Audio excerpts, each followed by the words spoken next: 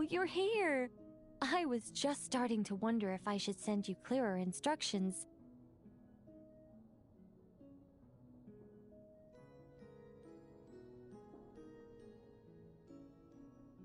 But then I thought, if I make my hints too obvious, it might get in the way of your travel plans. And then, just as I was pacing back and forth, agonizing over what I was going to do, you turned up here anyway. So, it looks like everything worked out fine. Hey, Nicole! You're so full of energy today! And words! You're so full of words! I'll take that as a compliment. Alright then, are you ready to check out my next room? Is this Nicole's studio? Why is it just a bunch of empty frames on white walls? Let's take a closer look. What the? Paimon almost had a heart attack being sucked in by a painting like that. Wait a sec. This place looks familiar.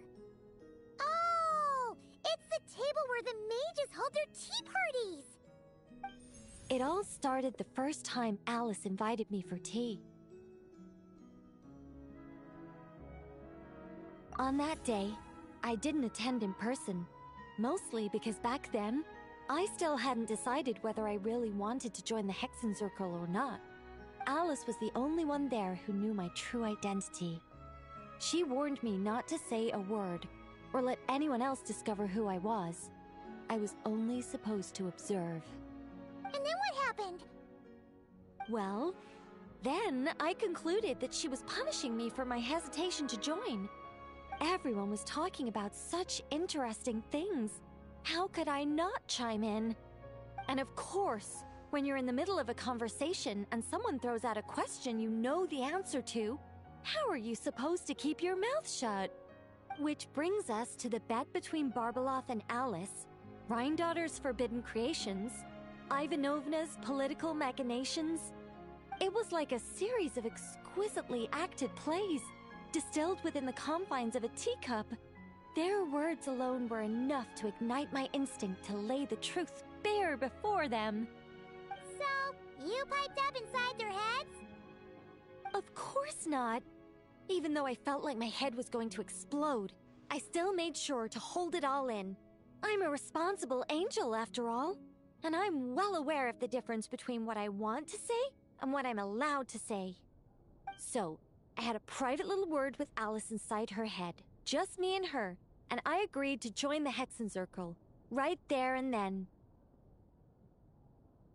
She was quite happy about my decision, but as for the talking inside her head, well, she claims that over the next few days, she had such a headache that she had to visit a doctor in Liyue to get some relief.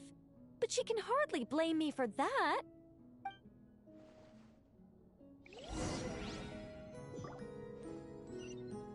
How about we go look at the other frames? Paimon's starting to feel like she needs some relief too.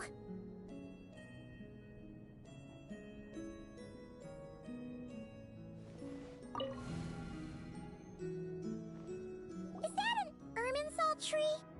Oh, this painting here? You're clearly no strangers to the white trees. But did you know that the first angel's betrayal happened beneath one of their very... Huh. Paimon's curious now. Well then, I guess it's finally time for me to tell you a tale of romance and horror. Let me just think how best to protect the identity of those involved. Alright, got it.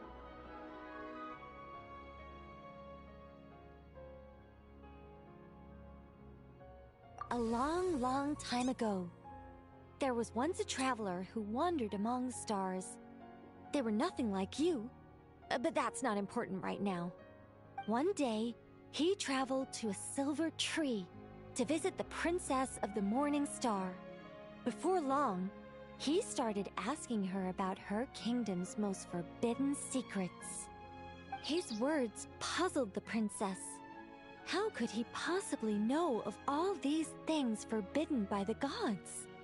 The young man revealed his origins and showed the princess things she had never seen before.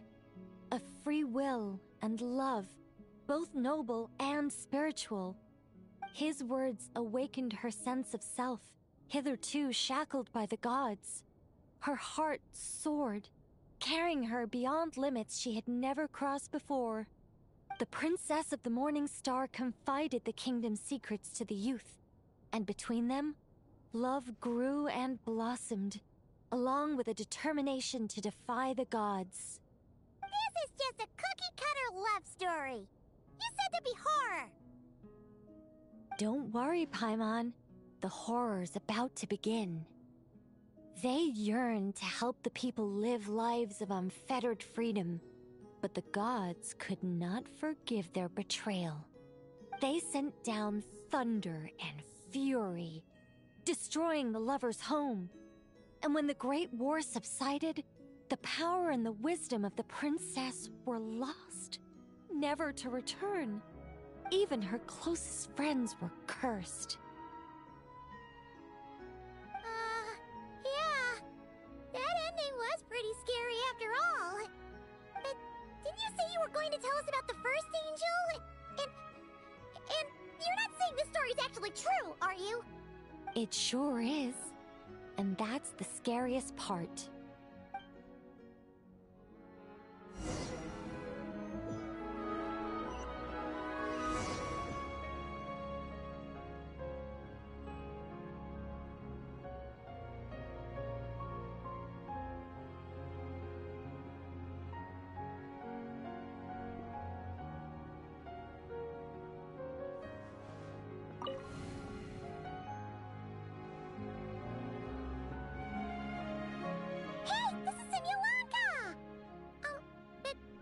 Why are there light novels from Yai Publishing House all over the floor?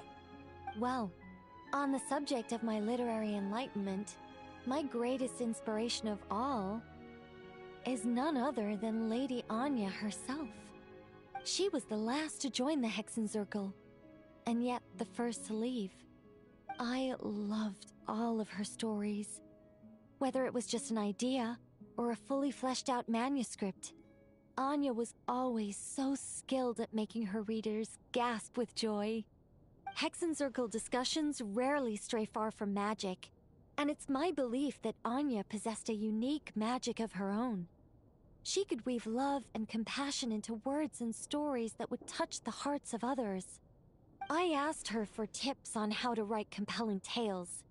She taught me a lot of tricks and techniques, but in the end, my biggest enemy has always been myself.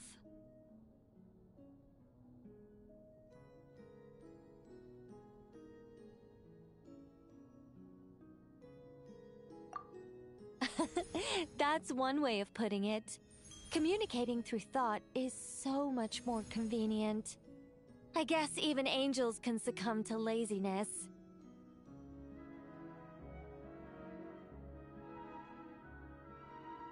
However, recently I've resolved to make an effort, even if it's just to spare myself reproaches from a certain old Seelie friend of mine.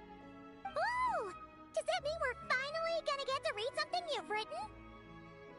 Who said anything about writing? I'm talking about buying popular works from the last few centuries to flip through in my spare time.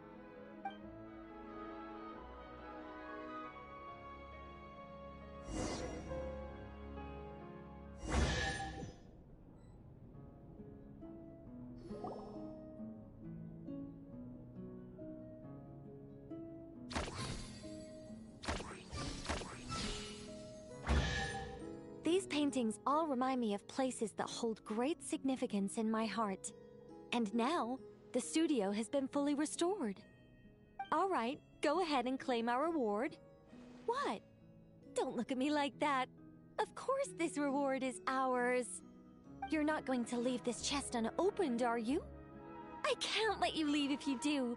Besides, after telling you so many stories, don't I deserve a reward of my own?